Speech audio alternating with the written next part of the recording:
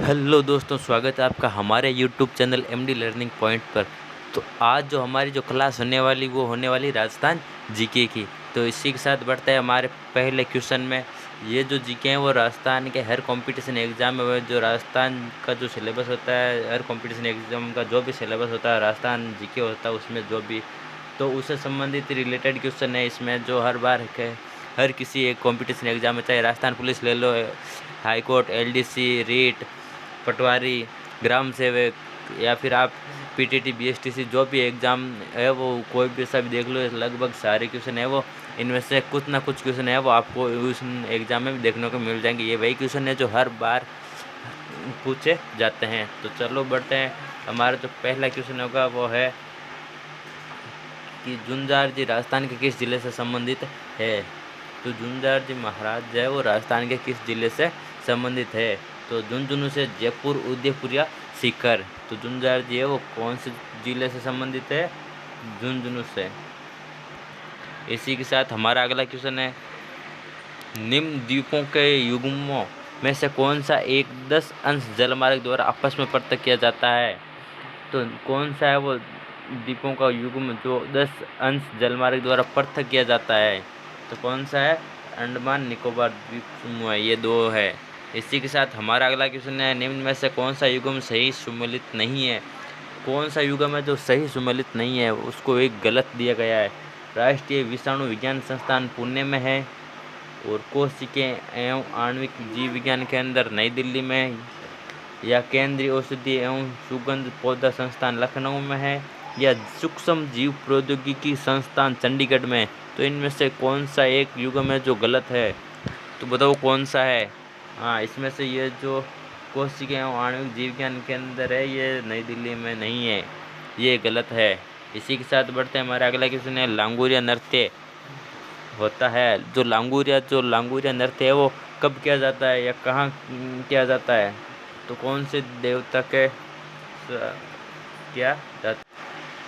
तो बताओ लांगुरिया नृत्य है वो कहाँ किया जाता है। खाटू श्याम जी मंदिर में, जीण माता मंदिर में, तुन्नोट माता मंदिर में, या कैला देवी मंदिर में। ये जो लांगुरिया नृत्य है वो कहाँ किया जाता है, बताओ देगा जल्दी से फटाफट।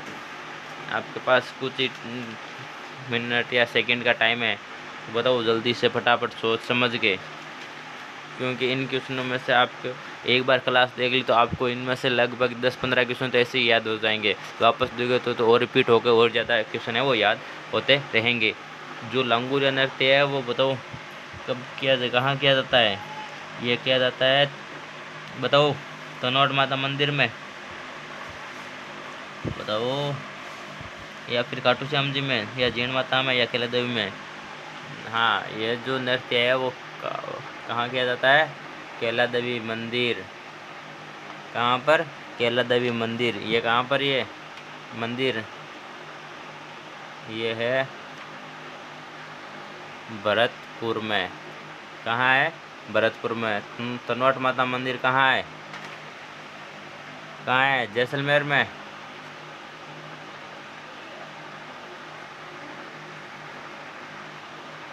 और खाटू श्याम जी सीकर में है, जीण माता मंदिर सीकर में है। ये दोनों कहाँ है? सीकर में। तो इसमें हो जाएगा कैला देवी मंदिर। इसमें 4 नंबर है वो करेक्ट हो जाएगा। इसी के साथ बढ़ते हैं। हमारा अगला क्वेश्चन है, त्सुनामी, ये सुनामी है शब्द किस भाषा से संबंधित है। ये जो शब्द है, ये जो शब्द दिया गया है ये है वो कौन सी भाषा से संबंधित है, बताओ। हिंदी, उर्दू, जापानी या फ्रेंच। यह जो शब्द है वो कौन सी है? ये जापानी भाषा से संबंधित है। कौन सी लैंग्वेज से रिलेटेड है? जापानी लैंग्वेज से। इसी के साथ हमारा अगला क्वेश्चन है, कौन सी नदी सांबर झील में अपना जल नहीं गिराती है। ये सांबर हो गया भाई, गलती से यहाँ सांबर ही है। तो कौन सी नदी है जो सांबर झील में अपना जल है वो नहीं गिराती है? रूपनगढ़, खारी, खंडेला, कांतली। तो बताओ कौन सी है वो नदी जो है वो सांबर झील में अपना जो जल है वो नहीं गिराती है। तो वो नदी होगी कांतली नदी। कौन सी होगी? कांतली नदी। इसमें 4 नंबर करेक्ट हो जाएगा। इसी के साथ हमारा अगला क्वेश्चन है, भारत के सर्वोच्च पद का सिविल सेवक कौन है? अरे भारत का सर्वोच्च पद, भारत का जो सर्वोच्च पद का जो सिविल सेवक है वो कौन है बताओ? राष्ट्रपति के प्रधान सचिव, पीएमओ के प्रधान सचिव, मुख्य सचिव या कैबिनेट सचिव। जो भारत के सर्वोच्च पद का जो मुख्य पद का जो सिविल सेवक है वो कौन है बताओ देंगे? कैबिनेट सचिव। कौन है? कैबिनेट सचिव। इसी के साथ बढ़ते हैं, हमारा अगला क्वेश्चन है, क्या है कि एक लेख है, मैं नास्तिक क्यों हूँ। एक लेख है, कौन सा? मैं नास्तिक क्यों हूँ, लिखा गया था। किसके द्वारा लिखा गया था बताओ? भगत सिंह, राम बिहारी बोस द्वारा, चंद्रशेखर आजाद द्वारा, सुभाष चंद्र बोस द्वारा। रास बिहारी बोस द्वारा। बताओ किसके द्वारा लिखा गया था? ये लिखा गया था भगत सिंह द्वारा, कि मैं नास्तिक क्यों हूँ। इसी के साथ बढ़ते हैं, हमारा अगला क्वेश्चन है, निम्नलिखित में से कौन सा वाद्य यंत्र अमजद अली खान द्वारा बजाया जाता है बताओ? देखिए, निम्नलिखित में से कौन सा वाद्य यंत्र है जो अमजद अली खान द्वारा बजाया जाता है? वीणा, तबला, सरोद, गिटार। बताओ कौन सा वाद्य यंत्र है? अरे बताओ, सरोद। कौन सा है? सरोद। इसी के साथ हमारा अगला क्वेश्चन है, विश्व की सबसे हल्की धातु का नाम बताइए। विश्व की जो सबसे हल्की धातु है उसका नाम बताना है। तो इसमें विश्व की सबसे जो हल्की धातु है उसका नाम है, बताओ? जस्ता, लिथियम, प्लेटिनम या सोना। नहीं, इसमें होगा, बताओ क्या होगा? लिथियम होगा। एक सही है, इसमें वो लिथियम है जो विश्व की सबसे हल्की धातु में से आती है। कौन सी होती है? लिथियम हल्की धातु है विश्व की सबसे हल्की धातु है ये। बताओ कौन सी है विश्व की सबसे हल्की धातु? लिथियम। इसी के साथ बढ़ते हैं, हमारा अगला क्वेश्चन है, छिलते हुए अपने को। एक लेख है कि छिलते हुए अपने को, क्या लेखक कौन है बताओ? इसके जो लेखक है वो कौन है? छिलते हुए अपने को। डॉक्टर धर्मपाल जारोली, भवानी सिंह देथा, डॉक्टर नंदकिशोर आचार्य या जस्टिस संगीत राज लोढ़ा। तो बताओ कौन है? इसमें होगा डॉक्टर नंदकिशोर आचार्य। कौन होगा?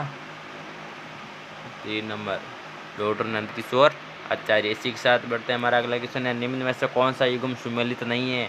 अरे एक युग्म है जो सुमेलित नहीं है। अनुच्छेद दिए हुए हैं इधर और इधर, इस अनुच्छेद में क्या वर्णन है वो दिया गया है, क्या लिखा हुआ है उस अनुच्छेद में क्या है तो वो दिया गया है। जैसे इसमें लिखा हुआ अनुच्छेद 15 में, तो अनुच्छेद 15 में भेदभाव का निषेध किया गया है, और अनुच्छेद 19 में संघ बनाने का अधिकार है, अनुच्छेद 20 में जीवन रक्षा का अधिकार है, अनुच्छेद 32 में संवैधानिक उपचारों का अधिकार है। तो वो कौन सा अनुच्छेद है जो गलत है इसमें बताओ? इसमें 20 अनुच्छेद 20 है वो जीवन जीने का अधिकार नहीं देता है। यह आर्टिकल 21 है जो जीवन जीने का अधिकार देता है, 20 में नहीं है। इसी के साथ बढ़ते हैं, हमारे अगले क्वेश्चन में, निम्न में से किसे प्राय आणविक कैंची कहा जाता है? किसे प्राय आणविक कैंची कहा जाता है? राइबोजाइम, लाइसोसोम, रेस्ट्रिकेशन, एंडोन्यूक्लियस या लाइपेज। तो क्या है जिसे आणविक कैंची कहा जाता है? इसमें होगा, बताओ? इसमें होगा ये 3 नंबर, रेस्ट्रिकेशन, एंडोन्यूक्लियस। यही है रेस्ट्रिक्शन,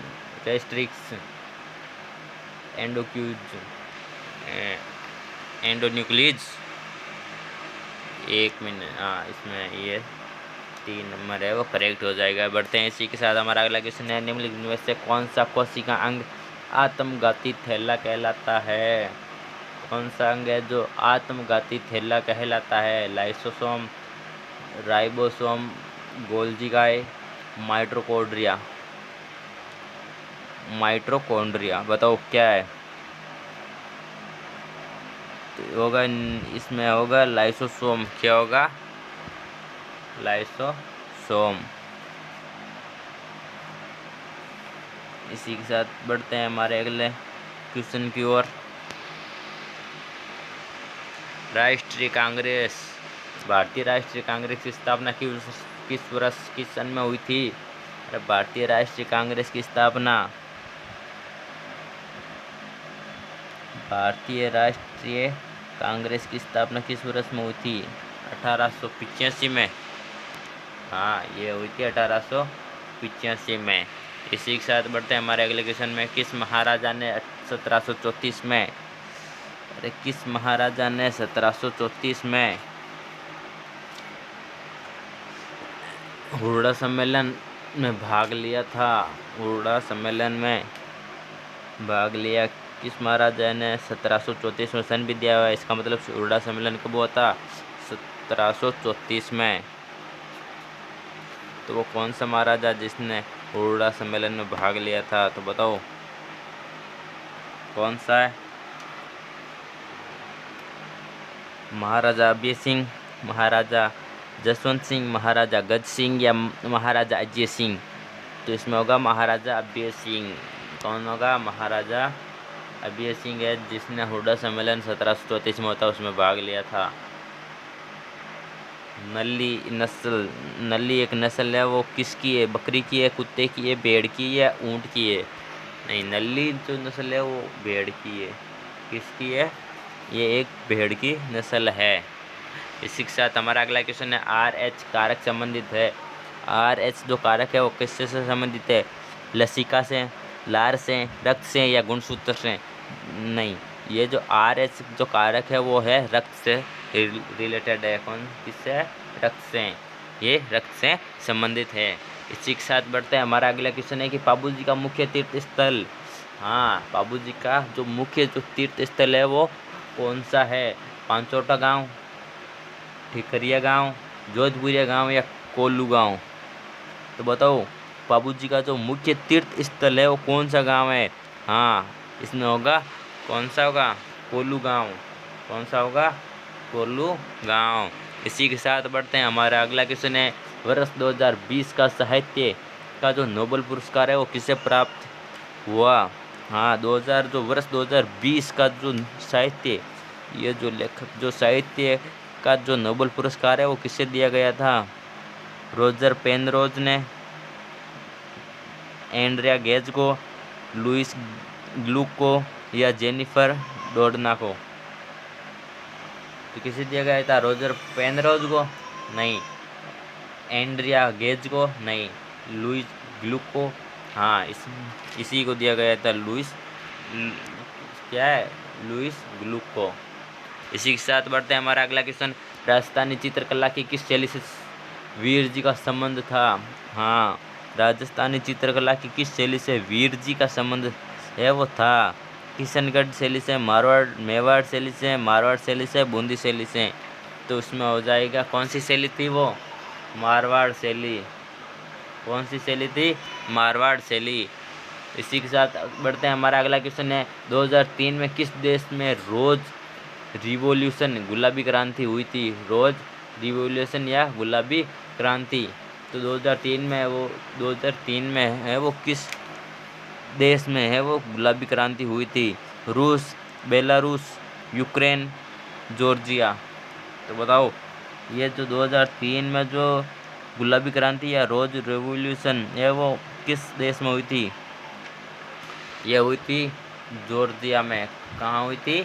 जॉर्जिया में। इसमें है वो 4 नंबर है वो करेक्ट होगा।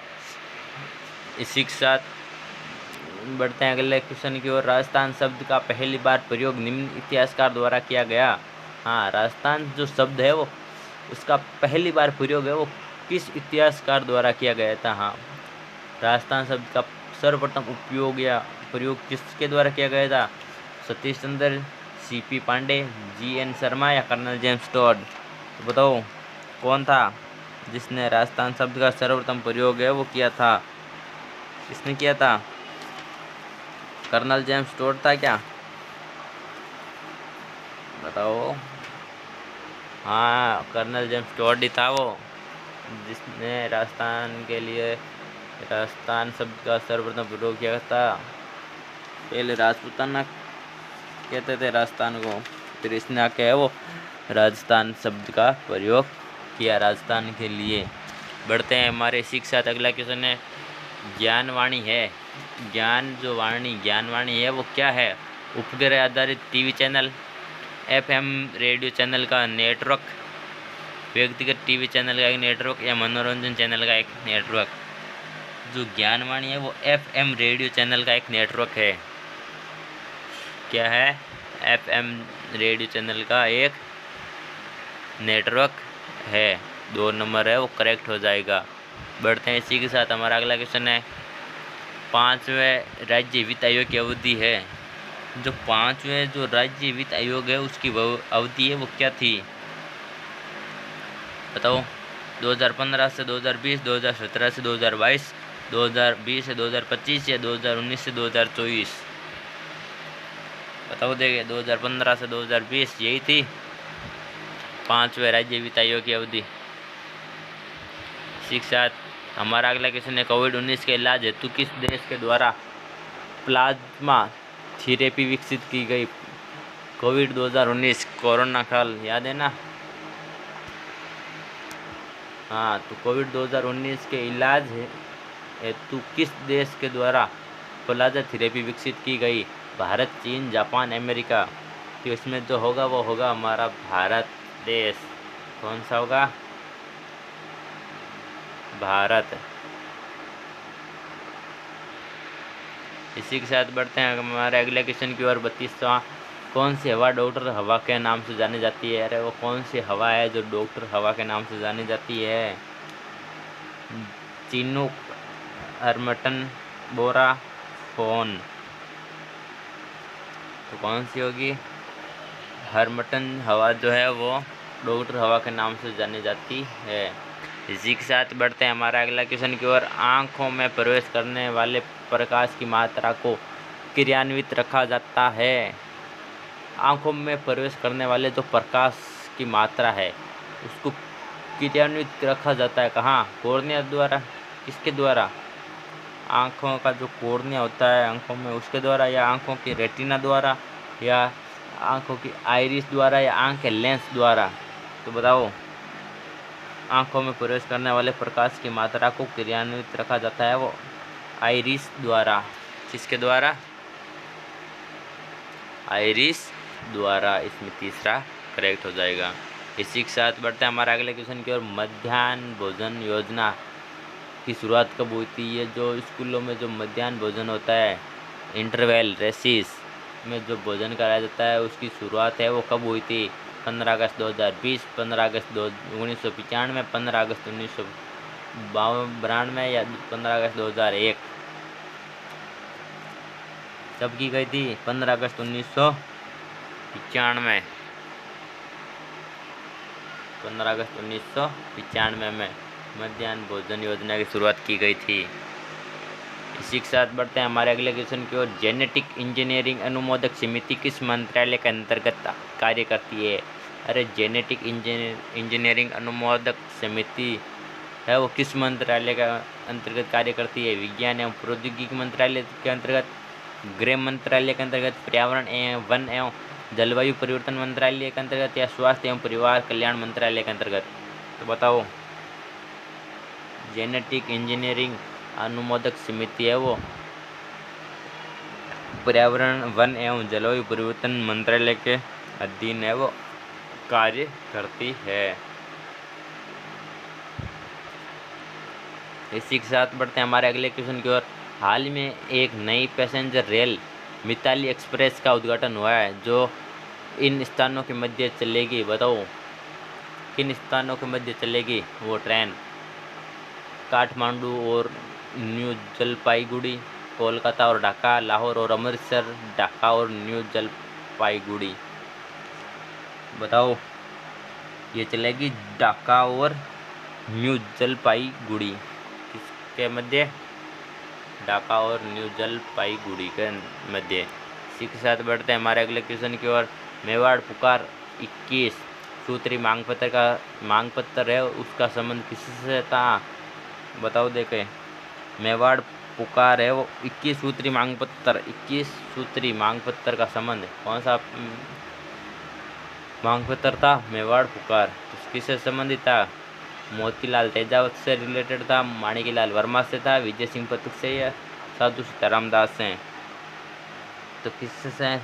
मोतीलाल तेजावत से, इनसे संबंधित था। बढ़ते हैं हमारे इसी अगले क्वेश्चन की ओर। सूची 1 और सूची 2 के साथ मिलान करके सही कोड चुनिए। इधर सूची 1 में वन्य जीव अभ्यारण्य दिए हुए हैं और उधर सूची 2 में है वो जिले दिए गए हैं कि सरिस्का अभ्यारण्य है, इसमें देख लो। तो सरिस्का अभ्यारण्य है वो बूंदी में स्थित है क्या? बताओ। सरिस्का अभ्यारण्य है वो बूंदी में स्थित है। मरू राष्ट्रीय उद्यान चूरू में स्थित है। ताल छापर अभ्यारण्य जैसलमेर में स्थित है। रामगढ़ विषधारी अभ्यारण्य अलवर में स्थित है। बताओ। इनमें से एक है वो गलत है। सॉरी गलत क्या है, इसमें सही मिलान चिन्ह करना है।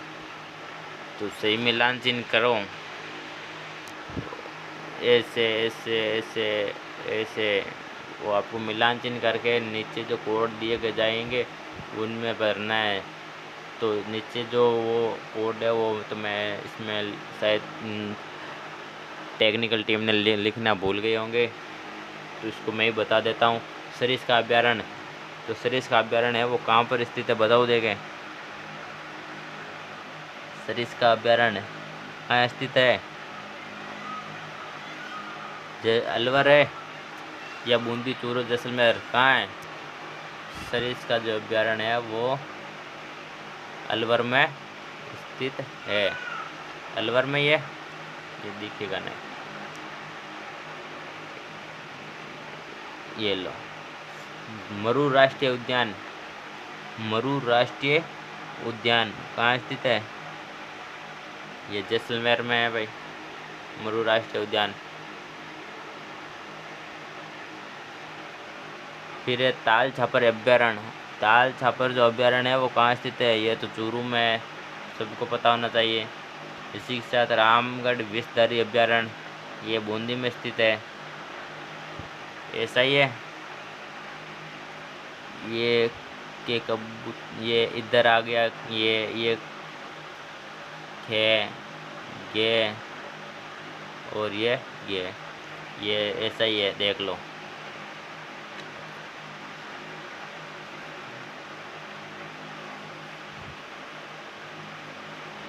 एक नंबर, ये 2 नंबर, ये 3 नंबर और ये 4 नंबर। तो सरिस्का अभ्यारण्य है वो कहाँ स्थित है? अलवर में। मरू राष्ट्रीय उद्यान कहाँ है? जैसलमेर में। ताल छापर अभ्यारण्य चूरू में। लास्ट में कौन सा बच्चा? रामगढ़ विषधारी अभ्यारण्य कहाँ है? बूंदी में। तो इसी के साथ बढ़ते हैं हमारे अगले क्वेश्चन की ओर। किस भारतीय बैडमिंटन खिलाड़ी ने हाल ही में BBC India sport women of the year पुरस्कार जीता है?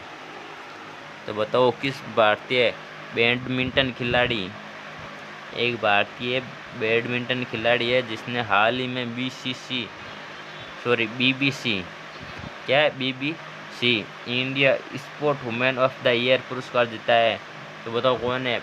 PV संधू, ऋतुपर्णा दास, ललिता दाहिया, ज्वाला गुट्टा। वैसे तो बैडमिंटन लोग कम देखते हैं तो उतना ध्यान नहीं रखते हैं, बाकी क्रिकेट का पूछ लो वो तो आप फटाफट बता दोगे। तो सभी जो खेल है उन सभी खिलाड़ियों को आपका नॉलेज रखना चाहिए, कौन से खेल में कौन सर्वश्रेष्ठ है, क्योंकि हर बार क्रिकेट से नहीं पूछा जाता है, खो खो कबड्डी से भी कई बार पूछा जाता है। तो इसमें होगा PV संधू। कौन सा होगा? PV संधू। इसमें ये 1 नंबर करेक्ट हो जाएगा। इसी के साथ बढ़ते हैं हमारे अगले क्वेश्चन की ओर। भारत के जो 48वें मुख्य न्यायाधीश है वो कौन थे? अभी तो शायद चेंज हो गए होंगे या नहीं, वो देख के बताना पड़ेगा, लेकिन इस क्वेश्चन की ओर से तो यही है कि भारत के 48वें मुख्य न्यायाधीश है वो कौन है? न्यायाधीश MA बोबड़े, न्यायाधीश NB रमणा, न्यायाधीश DY चंद्रचूड़, न्यायाधीश संजीव बनर्जी। तो कौन थे 48वें मुख्य न्यायाधीश? हाँ, 48वें मुख्य न्यायाधीश है वो न्यायाधीश NB रमणा। कौन है? Sorry, NB Ramana. इसमें 2 नंबर है वो करेक्ट हो जाएगा। इसी के साथ बढ़ते हैं हमारे अगले क्वेश्चन की ओर। सुएज नहर आपस में जोड़ती है। हाँ, ये जो सुएज नहर है वो आपस में किसे जोड़ती है? फारस की खाड़ी व अरब सागर को, भूमध्य सागर व लाल सागर को, भूमध्य सागर व काला सागर, अरब सागर व लाल सागर, किसे आपस में जोड़ती है सुएज नहर? बताओ देखें। हाँ, ये जो नहर है वो भूमध्य सागर व लाल सागर को है वो इन दोनों को आपस में जोड़ती है। इसी के साथ बढ़ते हैं हमारे अगले क्वेश्चन की ओर। किस ब्रिटिश वायरस को भारत में स्थानीय स्वशासन का जनक कहा जाता है? हाँ, ये क्वेश्चन इंपॉर्टेंट है भाई। किस ब्रिटिश वायसराय को भारत में स्थानीय स्वशासन का जनक कहा जाता है? बताओ दीजिए। लॉर्ड कैनिंग को, लॉर्ड डलहौजी को, लॉर्ड ओकलैंड को या लॉर्ड रिपन को? तो बताओ किस ब्रिटिश वायसराय को भारत में स्थानीय स्वशासन का जनक कहा जाता है? तो वो है लॉर्ड रिपन को। कौन है? लॉर्ड रिपन को। इसमें 4 करेक्ट हो जाएगा। इसी के साथ बढ़ते हैं हमारे अगले क्वेश्चन की ओर। निम्न में से कौन सा युग्म सही नहीं है? हाँ, इसमें से कौन सा युग्म है जो सही नहीं है? तो बताओ। श्री अर्जुन सिंह शेखावत को पद्म श्री दिया गया है। श्रीमती सुमित्रा महाजन को भी पद्म भूषण दिया गया है। श्री श्याम सुंदर पालीवाल को पद्म विभूषण दिया गया है। श्री लाखा खान को पद्म श्री दिया गया है। हाँ, तो इसमें ये जो श्री श्याम सुंदर पालीवाल है ना, इसमें कुछ दिक्कत है। इसको पद्म विभूषण नहीं दिया गया है श्री श्याम सुंदर पालीवाल को। इसमें ये सही नहीं है। बाकी ये करेक्ट है, ये करेक्ट है, ये करेक्ट है। तो इसका जो आंसर होगा वो होगा 3 नंबर। इसी के साथ बढ़ते हैं अगले क्वेश्चन की ओर। अग्नि मंदिर निम्नलिखित में से किस धर्म का पूजा स्थल है? अग्नि जो मंदिर है वो किस धर्म का पूजा स्थल है? ताओ धर्म का, शिंतो धर्म का, यहूदी धर्म का, पारसी धर्म का? अग्नि मंदिर है वो पारसी धर्म का है। कौन से धर्म का? पारसी धर्म का। बढ़ते हैं इसी के साथ हमारे अगले क्वेश्चन की ओर। निम्न में से कौन सा युग्म सही सुमेलित नहीं है? हाँ, इसमें से एक जो युग्म है वो सही सुमेलित बिल्कुल भी नहीं है। तो इसमें पहला है कि क्रिप्स मिशन। तो क्रिप्स मिशन 1946 में आया था। सॉरी, वो वोवेल प्लान 1945 में। चंपारण सत्याग्रह कब हुआ था? 1917 में। रोलेक्ट एक्ट कब हुआ था? 1919 में। हाँ, तो क्रिप्स मिशन है वो 1946 नहीं है भाई। ये जो क्रिप्स मिशन है वो 1942 है भाई। इसमें ये सही है। ये क्रिप्स मिशन है वो यहाँ पर ये गलत है, इसमें याद रख लेना। 1 मिनट। क्रिप्स मिशन है वो 1946 में। कब हुआ था? 1942 में। कब आया था? सही है। इसी के साथ बढ़ते हैं हमारे अगले क्वेश्चन की ओर। वर्तमान में भारत का सबसे बड़ा सोलर पार्क स्थित। हाँ, वर्तमान में भारत का सबसे बड़ा सोलर पार्क है वो कहाँ पर स्थित है? बताओ देंगे। कर्नाटक पावागढ़ में, राजस्थान भड़ला में, आंध्र प्रदेश कुरनूल में या मध्य प्रदेश रीवा में? वर्तमान में भारत का जो सबसे बड़ा सोलर पार्क है वो राजस्थान भड़ला में ही है भाई। कहाँ है? राजस्थान भड़ला में सोलर पार्क है। तो इसका मतलब कि जहाँ पर गर्मी ज़्यादा हो, रेगिस्तान का हो माहौल, तो राजस्थान ही है। ऐसा तो इन चारों में से तो स्थान जहाँ अहुआ ठाकुर कुशाल सिंह ने अपना अंतिम समय व्यतीत किया वह है था। हाँ भाई, ठाकुर कुशाल सिंह जी ने अपना अंतिम जो समय है वो कहाँ व्यतीत किया था, ये बताओ। आहुआ में, उदयपुर में, कोठारिया या नीमच? कहाँ किया था बताओ। आहुआ के तो थे, तो वहाँ तो कर नहीं सकते थे क्योंकि ये तो वहाँ से एक भागे भी थे, फिर ये वहाँ से अंग्रेजों ने पकड़ भी लिया था, लेकिन निर्दोष साबित होकर वापस है वो आहुआ नहीं गए थे। ये गए थे, कहाँ गए थे, वापस पाके ये उदयपुर चले गए थे। कहाँ? उदयपुर चले गए थे। इसी के साथ बढ़ते हैं हमारे अगले क्वेश्चन की ओर। निम्नलिखित में से कौन सा युग्म सुमेलित नहीं है? हाँ, तो कौन सा युग्म है जो सुमेलित नहीं है?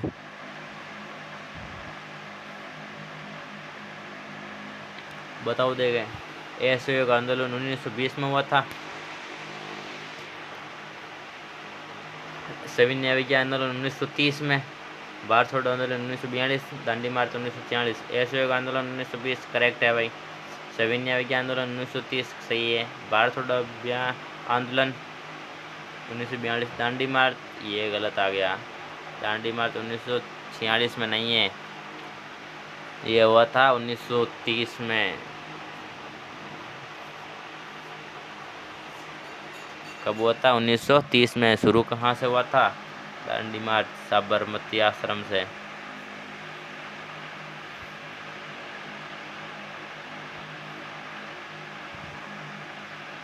साबरमती से, साबरमती से। और किसने किया था ये? गांधी जी द्वारा।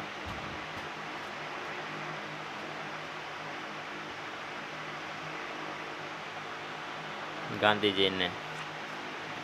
तो ये जो दांडी मार्च है वो 241 मील की दूरी है भाई, और इसमें है वो 79 अनुयायी थे। कितने थे?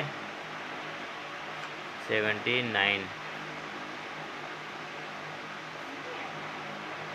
इसमें ये गलत है, इसमें ये होगा भाई, कौन सा युग्म सुमेलित नहीं है, तो दांडी मार्च 1946 नहीं है, इसमें ये गलत हो गया। तो 4 नंबर ये हो जाएगा। कौन सा हो जाएगा? ये। इसी के साथ बढ़ते हैं हमारे अगले क्वेश्चन की ओर। राजस्थान का कौन सा नृत्य रूप यूनेस्को की अमूर्त सांस्कृतिक विरासत सूची में शामिल है? हाँ, तो राजस्थान का कौन सा नृत्य है वो रूप यूनेस्को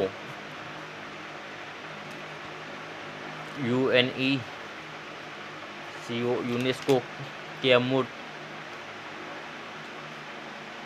सांस्कृतिक विरासत सूची में शामिल है भाई। एक नृत्य है जो राजस्थान का, जो यूनेस्को की सूची में शामिल है, सांस्कृतिक विरासत सूची में। घूमर, कालबेलिया, कच्ची घोड़ी, तेरह ताली। बताओ कौन सा नृत्य है वो? कालबेलिया। हाँ, ये जो कालबेलिया जो नृत्य है ना, ये कालबेलिया नृत्य है, ये है वो राजस्थान का नृत्य है जो यूनेस्को की अमूर्त सांस्कृतिक विरासत सूची में सम्मिलित किया गया है विश्व में। मनुष्य के लिए मानव ध्वनि का स्तर है। हाँ, तो मनुष्य के लिए मानव ध्वनि का स्तर सामान्य, उच्च या कम? मनुष्य के लिए मानक यानी एकदम ठीक से ध्वनि का स्तर क्या है? 90 dB, 120 dB, 60 dB या 100 dB? कितना होगा? 60। इसी के साथ बढ़ते हैं हमारे अगले क्वेश्चन। हाँ, तो आज के लिए बस हमारे पास 85 क्वेश्चन थे। इसी के साथ हमारी क्लास यहीं पे ख़त्म होती है, और अगले वीडियो में हम और ऐसे ही क्वेश्चन लाएंगे जो हर बार कंपटीशन एग्ज़ाम में कहीं ना कहीं से पूछे जाते हैं। एक क्वेश्चन हमारा था कि अनुच्छेद 20 है वो उसमें गलत दर्शाया गया था। वो कौन सा क्वेश्चन था? ये चलते हैं हमारे क्वेश्चन का आने वाला होगा। हाँ, ये क्वेश्चन था कि अनुच्छेद 20 में जीवन रक्षा का अधिकार। हाँ, तो इसमें है वो गलत पूछा गया, तो यही है, ये जीवन रक्षा का अधिकार। तो ये शायद 21 में होगा, और 20 में है वो 20। तो आर्टिकल 20 में क्या है? तो आर्टिकल 20 में किसी भी व्यक्ति पर एक ही अपराध के लिए एक से अधिक बार मुकदमा नहीं चलाया जा सकता है। समझे। आर्टिकल 20 में क्या है, जैसे आपने एक बार चोरी कर ली तो आपको एक बार सज़ा हो गई, तो आपको वापस इसी चोरी के लिए आपको बार बार दंडित नहीं किया जा सकता, आपको बार बार सज़ा नहीं दी जा सकती है। तो आर्टिकल 20 यही कहता है कि एक ही जुर्म के लिए केवल एक ही बार उसको है वो सज़ा दी जाएगी, बार नहीं कि बार बार दी जाएगी। तो आर्टिकल 20 में वो है। और बाकी 15 में भेदभाव का निषेध है, 19 में संघ बनाने का अधिकार है, 22 में संवैधानिक उपचारों का अधिकार तो है ही है। ये इम्पोर्टेंट है भाई, अनुच्छेद 32।